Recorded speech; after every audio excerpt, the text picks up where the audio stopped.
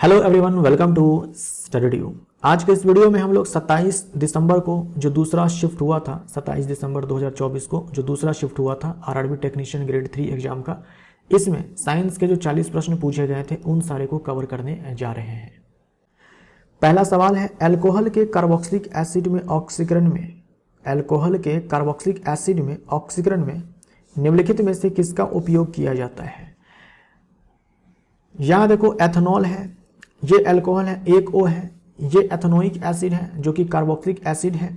इसमें देखो एक O एक्स्ट्रा आया है, तो एक ऑक्सीजन परमाणु की यहाँ पर वृद्धि हुई है, तो हम बोलेंगे कि ये ऑक्सीकरण हुआ है। ये क्या हुआ है? ऑक्सीकरण हुआ है। भाई किसका हुआ है? अल्कोहल का ऑक्सीडेशन हुआ है, अल्कोहल का ऑक्सीकरण हुआ है। तो अल्कोहल को हीट किया जाता है या तो क्षारीय पोटेशियम परमैंगनेट के साथ, या फिर अल्कोहल को हीट किया जाता है किसके साथ? अम्लीकृत पोटेशियम डाइक्रोमेट के साथ। या तो आप ऊपर वाला ले लो या फिर आप नीचे वाला ले लो। तो हम बोलेंगे क्षारीय पोटेशियम परमैंगनेट। डी हमारा राइट आंसर हो जाएगा। पुरुषों में यदि डैश को शल्य चिकित्सा द्वारा काट दिया जाए तो शुक्राणु स्थानांतरण को रोका जा सकेगा। तो पुरुष नसबंदी होता है जिसे इंग्लिश में कहा जाता है वैसेक्टमी। इसमें क्या होता है कि जो शुक्रवाहक होता है जिसे इंग्लिश में वास डिफरेंस कहा जाता है, इसको काट करके बांध दिया जाता है। तो लिंग से जो वीर्य बाहर आएगा,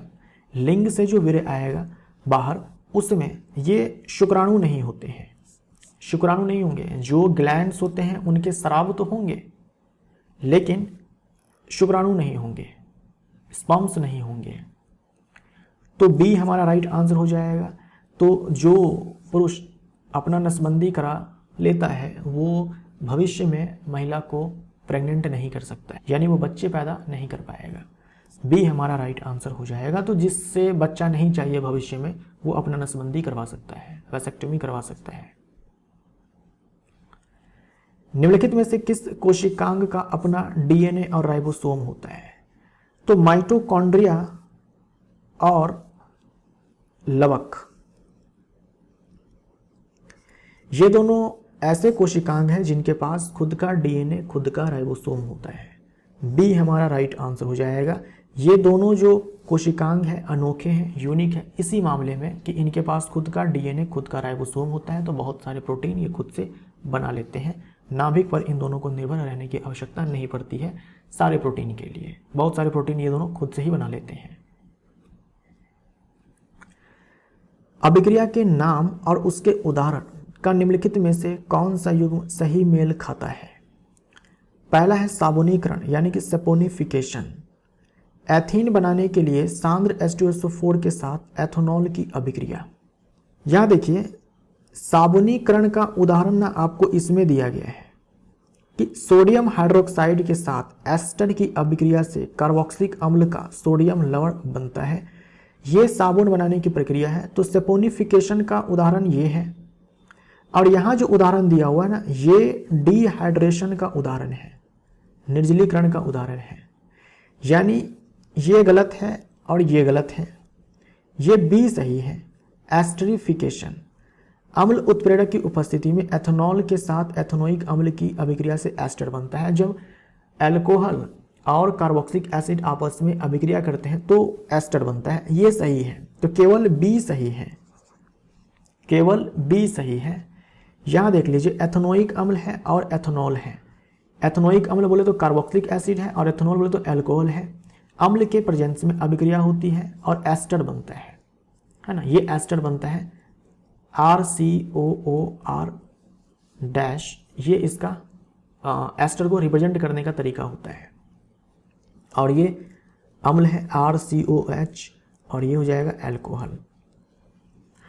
उसके बाद यहां देखो, एथेनॉल को गर्म किया गया सांद्र H2SO4 के साथ, तो यहां पर एथीन बन गया, जल बाहर निकल गया। तो जल का बाहर निकलना निर्जलीकरण कहलाता है, डिहाइड्रेशन कहलाता है। तो यहां पर देखो, ये अभिक्रिया आपको दिया गया है इस वाले में सपोनिफिकेशन के साथ, तो गलत हो जाएगा। और ये एस्टर अभिक्रिया एस्ट्रिफिकेशन के साथ जो एग्जाम्पल दिया गया है वो बिल्कुल सही है, सटीक है। यहां देखो ये अपने आप में एस्टर है, राइट। सोडियम हाइड्रोक्साइड के साथ अभिक्रिया होने के बाद यहां पर देखो कार्बोक्सिलिक एसिड का सोडियम सॉल्ट बना है।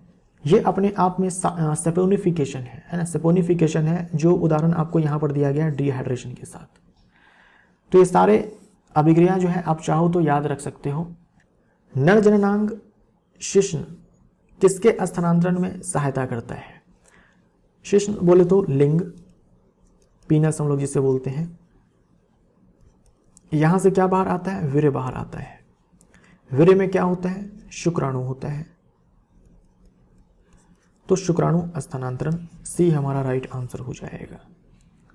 सी हमारा राइट आंसर हो जाएगा। और जो इंसान अपना नसबंदी करा लेता है, यानी जो पुरुष अपना नसबंदी करा लेता है, वैसेक्टमी करवा लेता है, उसके पेनिस से जो वीर्य बाहर आता है उसमें शुक्राणु नहीं होता है। सी हमारा राइट आंसर। तारों का टिमटिमाना निम्नलिखित में से किसका कारण होता है? तारे टिमटिमाते हैं वायुमंडलीय अपवर्तन के कारण। तो तारों के प्रकाश के वायुमंडलीय अपवर्तनांक, देखो अपवर्तनांक नहीं होगा, अपवर्तनांक नहीं होगा, केवल अपवर्तन हम लोग बोलेंगे। तारों के प्रकाश के वायुमंडलीय अपवर्तन के कारण होता है। ए हमारा राइट आंसर। यदि किसी दर्पण का आवर्धन +2.3 है, वह किस प्रकार का दर्पण है? तो आवर्धन 0 और 1 के बीच में होता है। किसके केस में भाई? उत्तल दर्पण के केस में। उत्तल दर्पण के केस में, या फिर बोल दो अवतल लेंस के केस में। तो ये दर्पण कौन सा हो जाएगा? अवतल दर्पण हो जाएगा, उत्तल दर्पण तो नहीं होगा। निम्नलिखित में से कौन सा एक कोशिकीय पक्षमावी जीव है, यानी कि सीलियरी ऑर्गेनिज्म है? यानी ये वो जीव है जिसके पास सीलिया देखने को मिलता है। ये वो जीव है जिसके पास सीलिया देखने को मिलता है। सीलिया क्या होती है? बालों जैसी संरचना होती है यहाँ पे। सीलिया बालों जैसी संरचना पाई जाती है पैरामीशियम के पास, राइट। बी हमारा राइट आंसर हो जाएगा। निम्नलिखित में से कौन सा या कौन सा कथन सही नहीं है? किसी चालक का प्रतिरोध ताप पर निर्भर नहीं करता है, गलत हो जाएगा। बिल्कुल ताप पर निर्भर करता है, ताप बढ़ाने से बढ़ता है, ताप कम करने से कम होता है प्रतिरोध चालक का। किसी प्रतिरोधक पर वोल्टता जितनी अधिक होगी उसमें धारा उतनी ही अधिक प्रवाहित होगी, बिल्कुल सही है। ओम के नियम से हमें ये पता चलता है कि आप जिस दर से वोल्टता बढ़ाओगे उसी दर से धारा बढ़ जाएगी। प्रतिरोध का ऐसा मात्रक ओम होता है, बिल्कुल सही है, ये भी सही है। हमें वो चूज करना है जो सही नहीं है, तो केवल एक, डी हमारा राइट आंसर। निम्नलिखित में से कौन सा एक संतृप्त कार्बन यौगिक है? संतृप्त कार्बन यौगिक हम लोग उसको बोलते हैं जहां कार्बन कार्बन के बीच में केवल सिंगल बॉन्ड होता है। तो अगर आप एल्केन देखेंगे तो उसमें कार्बन कार्बन के बीच में केवल सिंगल बॉन्ड होता है। तो एल्केन हमारा राइट आंसर हो जाएगा। एल्कीन और एल्काइन ये दोनों होते हैं असंतृप्त हाइड्रोकार्बन। एल्कीन में कार्बन कार्बन के बीच में डबल बॉन्ड और एल्काइन में कार्बन कार्बन के बीच में ट्रिपल बॉन्ड। तो असंतृप्त कार्बनिक यौगिक होते हैं ये। इथाइलिन अपने आप में एल्कीन ही है, CH2 डबल बॉन्ड CH2 इसका फॉर्मूला होता है। निम्नलिखित में से कौन सा या कौन सा कथन सही है? कुछ धातुओं को पीटकर पतली चादर बनाया जा सकता है, इस गुणधर्म को आघात वर्धिता कहा जाता है, बिल्कुल सही है। धातुओं को पीटकर पतली चादर के रूप में हम उसे ढाल सकते हैं। धातु के इस गुणधर्म को हम लोग आघात वर्धिता बोलते हैं। सबसे आघातवर्ध धातु, सबसे ज्यादा जो आघातवर्ध धातु है वो है सोना। धातुओं को खींचकर पतले तार बनाए जा सकते हैं। धातु के जिस गुणधर्म के कारण उसे खींचकर पतले तार बनाए जा सकते हैं उसे हम लोग तन्यता बोलते हैं। ये गुणधर्म कौन सा है? तन्यता है। और सबसे तन्य धातु भी सोना ही है। धातुएं ऊष्मा की सुचालक होती है, ये भी सही है। तो ये भी सही है, ये भी सही है, ये भी सही है, तीनों सही है। 1, 2 और 3 तीनों स्टेटमेंट्स सही है। उभयचरों के हृदय में कितने प्रकोष्ठ होते हैं? जैसे हम लोग इंसानों की बात करें तो 4 कक्ष होते हैं, 4 चैम्बर्स होते हैं हमारे हृदय में, होते हैं ना, 4 चैम्बर्स होते हैं। ये हमारा हो जाएगा बायां अलिंद, बायां निलय, ये दायां अलिंद और दायां निलय। Right atrium, left atrium, right ventricle, left ventricle, इस प्रकार से 4 कक्ष होते हैं हमसे उभयचर के बारे में पूछा है, तो मछलियों के केस में 2 चैम्बर्स होते हैं, 3 चैम्बर्स होते हैं उभयचर में और सरीसृप में, 4 चैम्बर्स होते हैं पक्षी में और मनुष्य में। ठीक, स्तनधारी में बोल सकते हो आप। तो हमसे उभयचर में पूछा है तो 3 हमारा राइट आंसर हो जाएगा। मछलियों के केस में क्या होगा, ऐसे एट्रियम होगा, वेंट्रियल होगा। इस 3 वाले में क्या होगा, इस 3 वाले में होता है कुछ ऐसे,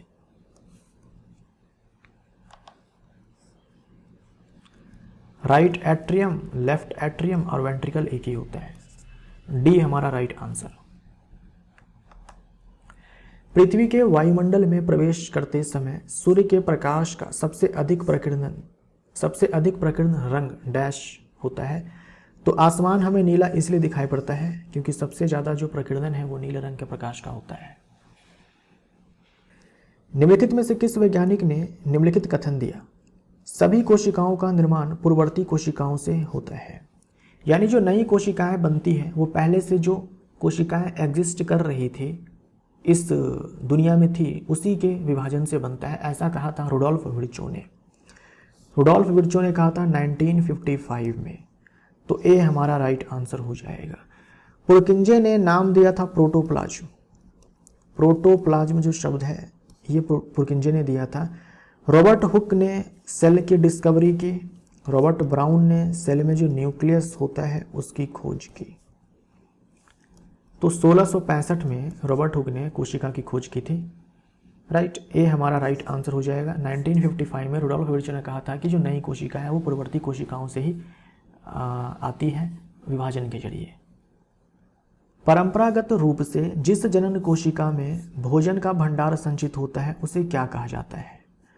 जनन कोशिका है, सेक्स सेल है। तो जनन कोशिका जैसे कि स्पर्म है और जैसे कि ओवम है, एग है। तो जो ये ओवम है ना, इसी में भोजन का भंडार होता है। तो मादा युग्मक हम लोग बोलेंगे, मादा युग्मक हम लोग बोलेंगे।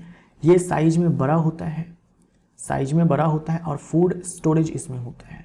शुक्राणु बहुत ही सूक्ष्म होते हैं, छोटे होते हैं और ये गतिशील होते हैं। ये गतिशील भी नहीं होते हैं, ये नॉन मोटाइल होते हैं, ये अचल होते हैं, जबकि ये चल होते हैं, मोटाइल होते हैं। इसमें फूड स्टोरेज होता है, फूड स्टोरेज इसमें होता है जबकि इसमें नहीं होता है।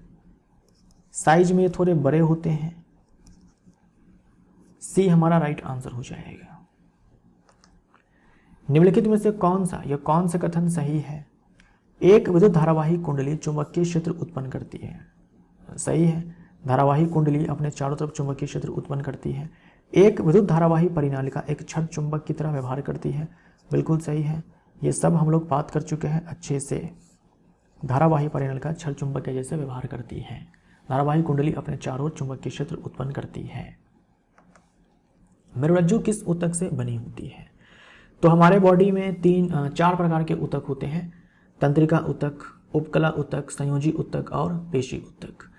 तो जो तंत्रिका ऊतक है इसके अंदर मस्तिष्क आता है, मेरुरज्जु आता है और जो तंत्रिकाएं होती हैं वो आती है। ठीक, यहाँ देखो उपकला ऊतक को इंग्लिश में दिया हुआ है मस्कुलर टिश्यू, जो गलत हो जाएगा। एपिथेलियल होता है, एपिथेलियल टिश्यू होता है। तो ए हमारा राइट आंसर हो जाएगा। ये 4 प्रकार के ऊतक होते हैं, आप याद रखना। हमारे बॉडी में 4 प्रकार के ऊतक हैं, nervous tissue, connective tissue, epithelial tissue और मस्कुलर टिश्यू। पदार्थ की निम्नलिखित में से कौन सी अवस्था अत्यधिक संपीड़ित है? तो सबसे ज़्यादा आप संपीड़ित कर सकते हो, दाब डाल सकते हो गैस के ऊपर। डी हमारा राइट आंसर हो जाएगा। प्लाज्मा झिल्ली डैश से बनी होती है। प्लाज्मा झिल्ली लचीली होती है। प्लाज्मा झिल्ली बोले तो प्लाज्मा मेम्ब्रेन, जिसे हम लोग सेल मेम्ब्रेन भी बोलते हैं।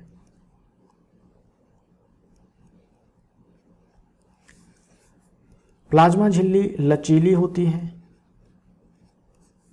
और ये बनी होती है लिपिड तथा प्रोटीन से। तो प्रोटीन और लिपिड दोनों, सी हमारा राइट आंसर हो जाएगा। निम्नलिखित में से कौन सा अन्य की तुलना में एक समजातीय यौगिक नहीं है? देखो सारे में OH आपको दिख रहा है, यानी कि अल्कोहल समजातीय श्रेणी के यहाँ पर आपको उदाहरण दिए गए हैं। अल्कोहल का जो सामान्य फॉर्मूला है, सामान्य सूत्र है, वो होता है CnH2n+1OH। देख लो इस फॉर्मूले पर कौन नहीं है, मतलब जितना कार्बन होगा उसके डबल से एक ज़्यादा हाइड्रोजन होगा और उसके बाद OH होगा। 3 है, 3 का डबल 6 होता है, एक बढ़ाएंगे 7 हो जाएगा, OH है, ठीक है। यहाँ पर 1 हो जाएगा, 1 का डबल 2 हो जाएगा, 1 बढ़ाएंगे 3 हो जाएगा और OH है, ठीक है। 2 का डबल 4 हो जाएगा, 1 बढ़ाएंगे 5 हो जाएगा, OH, ठीक है। 6 का डबल 12 हो जाएगा, 1 बढ़ाएंगे तो 13 होना चाहिए यहाँ पर, जो कि नहीं है, यानी कि यही हमारा आंसर हो जाएगा। सार्वभौमिक गुरुत्वाकर्षण स्थिरांक का मात्रक क्या है? तो कैपिटल G का मान होता है 6.67 into 10⁻11 newton metre square per kilogram square. Newton metre square per kilogram square, यानी कि हमारा आंसर यहाँ पर बी हो जाएगा। प्रजातियों के सर्वाइवल के लिए, प्रजाति जो है, कोई भी प्रजाति हो वो अस्तित्व में बनी रहे, इसके लिए विभिन्नता जो है वो जरूरी है, उपयोगी है। ये जो विभिन्नताएं होती हैं वो कैसे आती हैं, किसमें एरर होता है तो आती है, तो डीएनए कॉपी। बी हमारा राइट आंसर हो जाएगा। डीएनए कोशिका विभाजन से पहले डीएनए का कॉपी होता है। तो कभी कभी आप किसी पेज का जब जेरोक्स निकालने जाते हैं तो आप देखते होंगे कि कहीं पर लिखावट जो है मोटी हो जाती है, या फिर कहीं पर लिखावट जो है वो पतली हो जाती है, दिखती ही नहीं है, या कोई वर्ड ही जो है गायब हो जाता है। तो जेरोक्स तो हुआ, कॉपी तो हुआ, लेकिन उसमें एरर हो गया। एरर होने के कारण जो आपको जेरोक्स वाला कॉपी मिलता है और जो ओरिजिनल पेज होता है उसके बीच में जो है भिन्नताएं हो जाती है ना, वेरिएशन देखने को हमें मिलती है।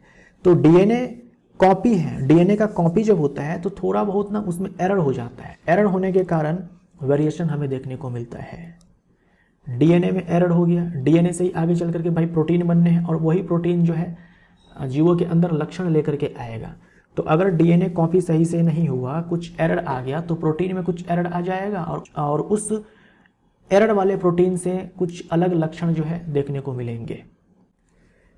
फेफड़े के ऑक्सीजन युक्त रुधिर हृदय में कहाँ से आता है?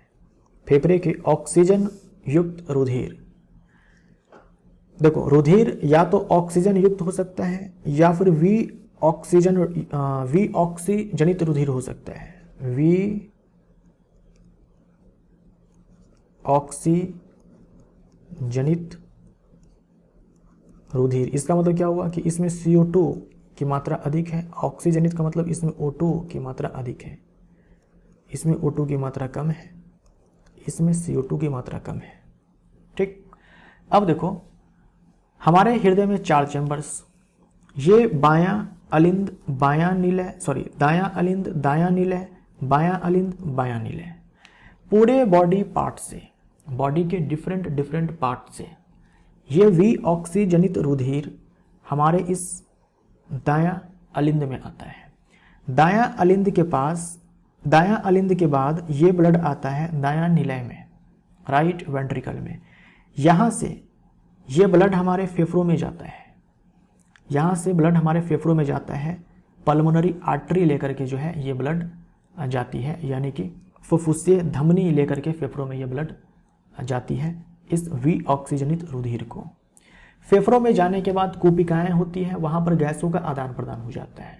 रुधिर से, इस वी ऑक्सीजनित रुधिर से CO2 फेफड़ों में चली जाती है और फेफड़ों से ये O2 रुधिर में चली आती है। तो अब फेफड़ों से जो रुधिर हार्ट में आएगा वो ऑक्सीजनित होगा, यानी उसमें O2 ज़्यादा है, CO2 कम है। अब फेफड़ों से उस ब्लड को हार्ट में लेकर के आती है ये पल्मोनरी वेन, यानी कि फुफ्फुसीय शिरा। फुफ्फुसीय शिरा हार्ट में लेकर आती है, कहाँ पर लेकर आती है? इस बायां अलिंद में, और उसके बाद वो ब्लड आएगा इस बायां निलय में, तब जाकर के बॉडी पार्ट्स में ऑक्सीजनित रुधिर जाएगा। तो फुफ्फुसीय शिराएं हमारा यहाँ पर राइट आंसर हो जाएगा। बी हमारा राइट आंसर हो जाएगा। फुफ्फुसीय शिराएं, फुफ्फुसीय शिराएं जो होती हैं वो ब्लड को लंग्स से हमारे हार्ट के लेफ्ट एट्रियम में लेकर के आती है। और याद रखिएगा ये ऑक्सीजनेटेड ब्लड होता है, ऑक्सीजनेटेड ब्लड होता है। ठीक, निम्नलिखित में से कौन सा विकल्प वोल्टता को दर्शाता है? तो W बराबर Q इंटू में V होता है, यहां से V हो जाएगा W by Q, W by Q बराबर I इंटू में T होता है, आवेश बराबर विद्युत धारा गुने में समय होता है।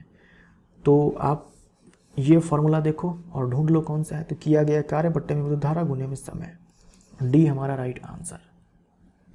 श्वसन से संबंधित निम्नलिखित में से कौन सा कथन सही है? खमीर में किण्वन के दौरान पायरुवेट एथेनॉल और कार्बन डाइऑक्साइड में परिवर्तन हो जाता है। पायरुवेट का एथेनॉल और कार्बन डाइऑक्साइड में परिवर्तन हो जाता है। कोशिका के अंदर जब ग्लूकोज पहुंचता है तो ये टूट जाता है पायरुविक एसिड में, जिसे पायरुवेट भी कहा जाता है। ये पायरुवेट आगे चल करके कैसे टूटेगा डिपेंड करता है कि कोशिका कौन सी है और वहां पर ऑक्सीजन इसको मिल रहा है या नहीं मिल रहा है। मान लीजिए कि ईस्ट कोशिका थी, खमीर कोशिका थी। खमीर का इस्तेमाल किया जाता है ना बियर बनाने में, शराब बनाने में। अगर खमीर कोशिका है तो ग्लूकोज से जब पायरुवेट बन जाएगा तो आगे चल करके ये कोशिका द्रव्य में ही, ये टूटना कोशिका द्रव्य में होता है, आगे चल करके कोशिका द्रव्य में ही ये एथेनॉल में टूटेगा, एथेनॉल प्लस CO2। और ये एथेनॉल का इस्तेमाल किया जाता है ना वाइन में, इसीलिए ईस्ट का इस्तेमाल किया जाता है वाइन बनाने में, बियर बनाने में, क्योंकि ईस्ट कोशिका में जब ये ग्लूकोज पहुंचता है ना तो अल्कोहल बनाता है। तो ये सही है। मान लीजिए कि हमारी पेशी कोशिका है, उसमें ये ग्लूकोज पायरुविक एसिड में टूटा और वहां पर मान लीजिए कि ऑक्सीजन की कमी हो गई। याद रखिएगा ऑक्सीजन की कमी है, यहाँ पर ऑक्सीजन की कमी होगी हमारी पेशी कोशिका में। ये तो ईस्ट कोशिका में हुआ। हमारे पेशी कोशिका में अगर यही चीज़ होता है कि वहाँ ऑक्सीजन की कमी हो जाती है तो ऐसे केस में वहाँ पर लैक्टिक एसिड बनता है। तो जब हम ज़्यादा एक्सरसाइज कर लेते हैं, ज़्यादा फिजिकल एक्टिविटी कर लेते हैं तो हमारी पेशियों में थकान होने लगती है। कारण यही होता है कि पेशी कोशिका में लैक्टिक एसिड बनने लगता है, यानी हमारी पेशियों में लैक्टिक एसिड जमा होने लगता है, जिसके कारण ऐसा होता है, थकान महसूस होती है। तो मांसपेशीय कोशिकाओं में पायरुवेट लैक्टिक अम्ल में परिवर्तित हो जाता है। ये स्टेटमेंट सही है। ऑक्सीजन की कमी होती तब, लेकिन मान लीजिए कि ऑक्सीजन की कमी नहीं है भाई, ऑक्सीजन भरपूर मात्रा में है, ऑक्सीजन जो है भरपूर मात्रा में। ऐसे केस में माइटोकॉन्ड्रिया में खेल चलने वाला है। अभी तक जो भी खेल आपने देखा एथेनॉल बनने का, लैक्टिक एसिड का, ये सब कोशिका द्रव्य में हो रहा है। लेकिन अगर मान लीजिए ऑक्सीजन भरपूर मात्रा में मिल रहा है तो ऐसे केस में माइटोकॉन्ड्रिया में जो है यहाँ पर CO2 बनता है, H2O बनता है सह उत्पाद के रूप में, और बहुत सारी ऊर्जा यहाँ पर मुक्त होती है, बहुत सारी ऊर्जा मुक्त होती है। इसीलिए माइटोकॉन्ड्रिया को power house of the cell कहा जाता है। ऑक्सीजन का उपयोग करके पायरुवेट का भी खंडन हरित लवक में होता है, गलत हो जाएगा, माइटोकॉन्ड्रिया में होता है। ये स्टेटमेंट गलत है। तो हमसे सही स्टेटमेंट पूछा था ना, तो केवल 1 और 3, केवल 1 और 3, ये हमारा राइट आंसर हो जाएगा। ये A, ये B, ये C, ये D, A हमारा राइट आंसर। रदरफोर्ड के सोने की पन्नी के प्रयोग से परमाणु की संरचना के बारे में क्या निष्कर्ष निकला? ऑलरेडी हम लोग चर्चा कर चुके हैं। रदरफोर्ड ने जो अपना परमाणु मॉडल दिया था, रदरफोर्ड ने वैसे किया क्या था, सोने की पन्नी पे बम्बार्डिंग करवाया था अल्फा पार्टिकल से, यानी कि हीलियम 2+ से, जिसमें 2 प्रोटॉन 2 न्यूट्रॉन होते हैं। और उन्होंने अपना जो परमाणु मॉडल दिया उसमें कहा कि जो परमाणु है वो धन आवेशित है, जिसे उन्होंने नाभिक कहा था, और इलेक्ट्रॉन जो है ऋण आवेशित होते हैं और नाभिक के चारों ओर चक्कर लगाते हैं। तो ये स्टेटमेंट ही सही है। परमाणुओं में धन आवेशित नाभिक और ऋण आवेशित इलेक्ट्रॉन्स होते हैं, और परमाणु का अधिकांश भाग खाली होता है। सारा द्रव्यमान उसके केंद्र में निहित होता है, जिसे नाभिक कहा जाता है। नाभिक धन आवेशित होता है, और इलेक्ट्रॉन जो कि निगेटिवली चार्ज्ड होते हैं नाभिक के चारों ओर चक्कर लगाते हैं। निम्नलिखित विकल्पों में से सही विकल्प को चुनकर नीचे दिए गए कथन को पूरा कीजिए। समभारिकों यानी कि आइसोबार की परमाणु संख्या अलग अलग होती है लेकिन डैश। तो प्रीवियस किसी वीडियो में हम लोगों ने देखा था जैसे कि आर्गन है, आर्गन का जो आर्गन की जो एटॉमिक नंबर है वो है 18 और कैल्शियम की एटॉमिक नंबर है 20, लेकिन दोनों की जो द्रव्यमान संख्या वो है 40। तो ये दोनों आइसोबार्स कहे जाएंगे, ये दोनों कहे जाएंगे आइसोबार्स। तो परमाणु संख्या अलग अलग है लेकिन द्रव्यमान संख्या समान होते हैं। अब देखो डी आंसर है, लेकिन यहाँ पर हम परमाणु द्रव्यमान नहीं बोलेंगे, परमाणु द्रव्यमान नहीं बोलेंगे, द्रव्यमान संख्या बोलेंगे। परमाणु द्रव्यमान बोलना गलत हो जाएगा और डी हमारा राइट आंसर हो जाएगा। द्रव्यमान संख्या को हम लोग ए से डिनोट करते हैं जो कि होता है न्यूट्रॉन की संख्या प्लस प्रोटॉन की संख्या, ये द्रव्यमान संख्या है। निम्नलिखित में से किसी पिंड पर किए गए कार्य की मात्रा को मापने के लिए उपयोग किए जाने वाला मात्रक कौन सा है? तो हम लोग जूल में मापते हैं, ए हमारा राइट आंसर हो जाएगा। ऊर्जा को, कार्य को हम लोग जूल में मापते हैं, ऊष्मा को भी जूल में मापते हैं। ऐसा मात्रक जूल होता है कार्य, ऊर्जा और ऊष्मा का। ब्यूटेनल में मौजूद प्रक्रियात्मक समूह की प्रकृति को पहचानिए। अब देखो ब्यूटेनल दिया हुआ है, नल नल नल नल में आपको अल साउंड आ रहा है ना, ब्यूटेनल है, ब्यूटेनल। तो इसको आप तोड़ दो ब्यूटेन प्लस अल में। तो ये जो अल है ये किसके नाम के अंत में आता है? एल्डिहाइड के नाम के अंत में आता है, एल्डिहाइड के नाम के अंत में आता है। फंक्शनल ग्रुप का फॉर्मूला होता है CHO, तो एल्डिहाइड हमारा आंसर हो जाएगा। कीटोन है तो नाम के अंत में आपको ओन दिखेगा, एल्कोहल होगा तो नाम के अंत में आपको ओल दिखेगा। यहाँ पर केवल आप ओ लिख दोगे ना तो ब्यूटेनॉल हो जाएगा, एल्कोहल हो जाएगा। ये ब्यूटेनल है। फॉर्मूला लिखना चाहो तो ऐसे लिख सकते हो CH3 CH2 CHO, ये ब्यूटेनल है। ठीक, मेथ एथ नहीं, ये नहीं है, ये तो प्रोपेनल हो गया। एक और CH2 लगाएंगे तब जाकर के CHO, meth eth prop butanal हो गया ये। और एल्कीन के नाम के अंत में आपको इन दिखेगा, ए हमारा राइट आंसर। क्लोरक्षार प्रक्रिया का उपयोग निम्नलिखित में से किसके निर्माण के लिए किया जाता है? क्लोरक्षार प्रक्रिया के बारे में भी हम लोग कई बार बात कर चुके हैं। 3 उत्पाद यहाँ पर बनते हैं, सोडियम हाइड्रोक्साइड, क्लोरीन गैस यहाँ पर मुक्त होती है और हाइड्रोजन गैस यहाँ पर मुक्त होती है। सोडियम हाइड्रोक्साइड हमारा राइट आंसर हो जाएगा। ग्रह किस बल के कारण सूर्य के चारों ओर चक्कर लगाते हैं? सूर्य के चारों ओर जो ग्रह चक्कर लगा रहे हैं या फिर पृथ्वी के चारों ओर जो उपग्रह चक्कर लगा रहे हैं, ये सभी पॉसिबल है गुरुत्वाकर्षण के कारण, गुरुत्वाकर्षण बल के कारण। ये जो गुरुत्वाकर्षण बल होता है यही अभिकेंद्रीय बल प्रदान करता है सूर्य के चारों ओर या फिर पृथ्वी के चारों ओर उपग्रह को घूमने के लिए। यदि सतही क्षेत्र में वृद्धि कर दी जाए तो वाष्पीकरण की दर बढ़ती है यदि सतह की क्षेत्रफल बढ़ जाए, है ना। सतही क्षेत्रफल बढ़े या फिर वायु की गति बढ़े या फिर तापमान बढ़े और आर्द्रता घटे, वैसे केस में तो बढ़ जाएगी। सतही क्षेत्र में वृद्धि कर दी जाए तो वाष्पीकरण की दर बढ़ जाएगी। यदि एक उत्तल दर्पण एक अत्यधिक छोटा बिंदु के साइज का आभासी प्रतिबिंब बनाता है तो प्रतिबिंब की स्थिति क्या होगी? उत्तल दर्पण के केस में हमेशा प्रतिबिंब दर्पण के पीछे बनता है, तो सामने वाले को पहले ही उड़ा दो। दर्पण के पीछे जब प्रतिबिंब बनता है तो आभासी और सीधा होता है। और अत्यधिक छोटा बिंदु के आकार का प्रतिबिंब याद रखना कि फोकस पे ही बनता है, चाहे वो उत्तल दर्पण हो चाहे अवतल दर्पण हो। अत्यधिक छोटा बिंदु के आकार का प्रतिबिंब फोकस पे ही बनेगा। बस फर्क ये आएगा कि अगर उत्तल दर्पण है तब आभासी बनेगा और अगर अवतल दर्पण है तो वास्तविक बनेगा, लेकिन मुख्य फोकस पे ही। निम्नलिखित में से किसकी क्रिया द्वारा जैव निम्नीकरण पदार्थ सरल पदार्थ में टूट जाते हैं? जो जैव निम्नीकरणीय पदार्थ होते हैं उसे सूक्ष्मजीव आसानी से तोड़ देते हैं अपने एंजाइम की मदद से। तो जब हम सूक्ष्मजीव बोलते हैं तो मेनली हमारा मतलब बैक्टीरिया से ही होता है, बैक्टीरिया से ही होता है। और उसके बाद चाहो तो आप कवक लिख सकते हो। ये दोनों ही अपघटक कहे जाते हैं जो अपघटन करते हैं जैव निम्नीकरणीय पदार्थ का। निम्नलिखित में से किस तत्व की तुलना में कॉपर अधिक अभिक्रियाशील है? तो रिएक्टिविटी सीरीज अगर आप देखते हैं तो कॉपर के क्या बोल रखा है, निम्नलिखित में से किस तत्व की तुलना में कॉपर अधिक अभिक्रियाशील है। तो रिएक्टिविटी सीरीज आप देखेंगे तो कॉपर आपको ऊपर मिलेगा सिल्वर से। अगर हम इन सब को सजाएं तो सबसे ऊपर तो आपको मिलेगा पोटेशियम, उसके बाद मिलेगा सोडियम, तब जाकर के मिलेगा कैल्शियम, उसके बाद कॉपर और तब जाकर के सिल्वर। तो कॉपर जो है केवल सिल्वर से अभिक्रियाशील है, अधिक अभिक्रियाशील है, बाकी इन तीनों से तो कम है। बी हमारा राइट आंसर। यदि एकल फेरो वाली वृत्ताकार कुंडली के कारण चुंबकीय क्षेत्र बी, चुंबकीय क्षेत्र को हम लोग कैपिटल बी से डिनोट करते हैं, तो 10 फेरो वाली वृत्ताकार कुंडली के कारण चुंबकीय क्षेत्र का मान क्या होगा।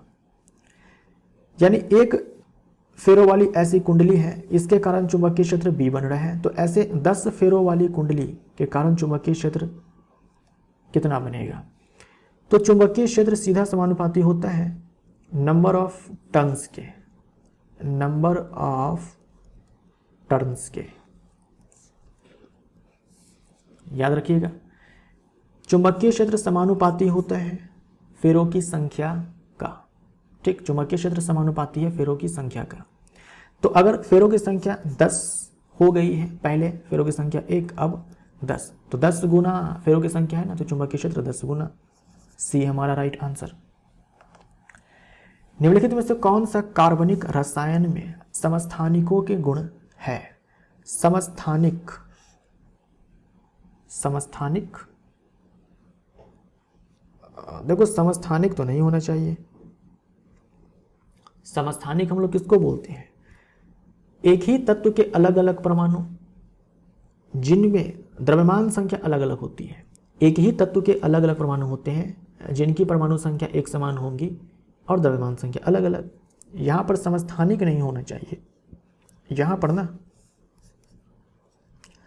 समावयवो होना चाहिए। समावयवो के गुण हैं, यानी कि आइसोमर्स। ब्यूटेन का फॉर्मूला क्या होता है, एग्जाम्पल मैं ले रहा हूं यहां पर, मेथ एथ प्रॉप ब्यूट C4H10, ये ब्यूटेन है। अब देखो हम इनकी दो संरचनाएं बना सकते हैं।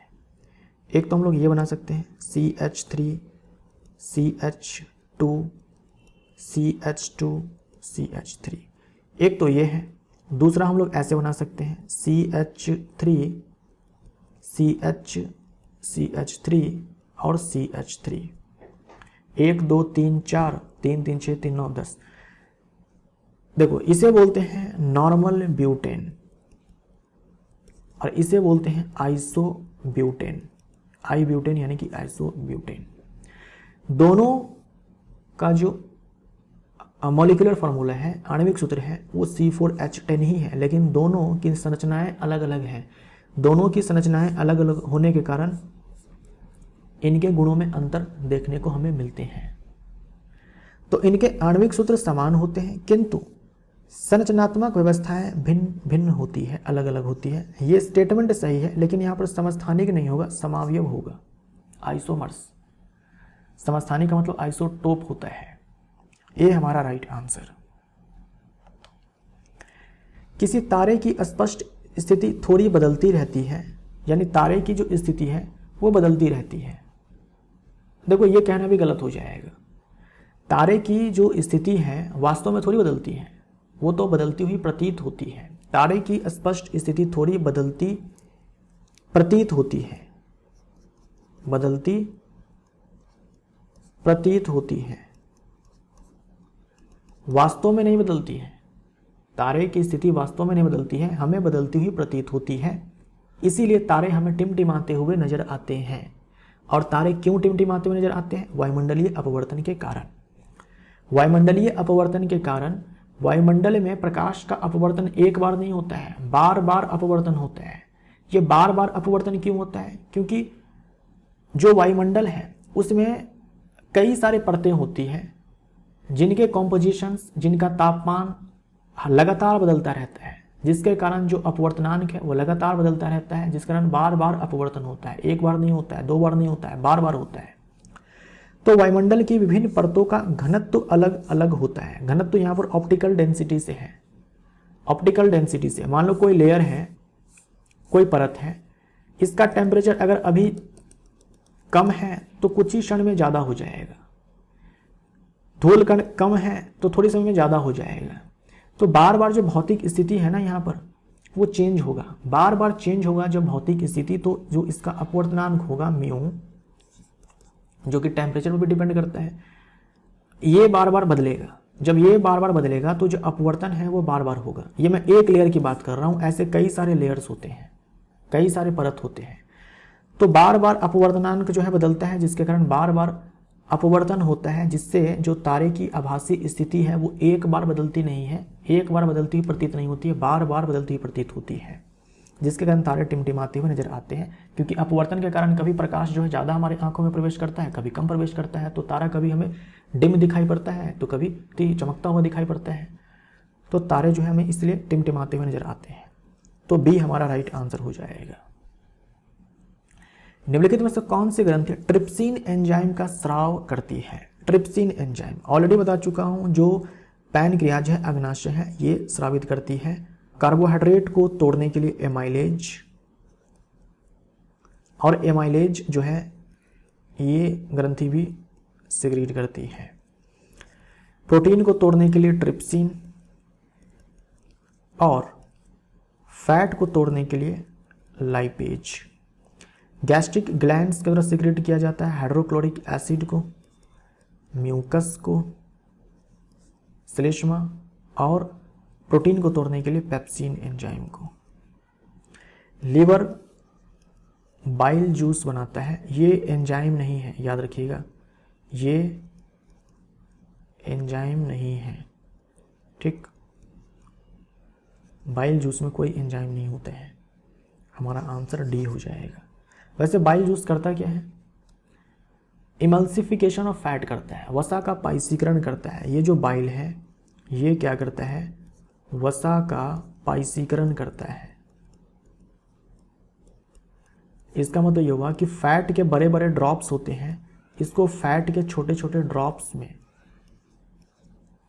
ये फैट है, फैट का बोल सकते हो, बड़ी बड़ी बूंदे हैं, जिसे छोटे छोटे बूंदों में तोड़ने का काम जो है ये बाइल करता है, ठीक। ये फैट है, ये भी फैट है, याद रखिएगा। फैट के ड्रॉप्स को बस तोड़ने का काम किया है ये बाइल, पचाया नहीं है फैट को, वसा को पचाया नहीं है। पचाने का काम ये लाइपेज करता है, बाइल नहीं करता है। बाइल केवल फैट के बड़े बड़े ड्रॉप्स को छोटे छोटे ड्रॉप्स में तोड़ने का काम करता है, ऐसे याद रखो। जब ये बाइल तोड़ देगा ना इसको, तब जाकर के लाइपेज इस पे काम करेगा, एक्ट करेगा। तो फैट को जब तोड़ेगा तो फैटी एसिड और ग्लिसरॉल बनता है। निम्न में से किसकी परमाणु संख्या 20 है? तो सोडियम की परमाणु संख्या 11 है, आर्गन की परमाणु संख्या 18 है, कैल्शियम की 20 है, और कॉपर की 29 है, ठीक। तो हमारा आंसर यहां पर कैल्शियम हो जाएगा। इसी के साथ ये वीडियो यहां पर समाप्त होता है। मिलते हैं अगले वीडियो में। Thank you so much.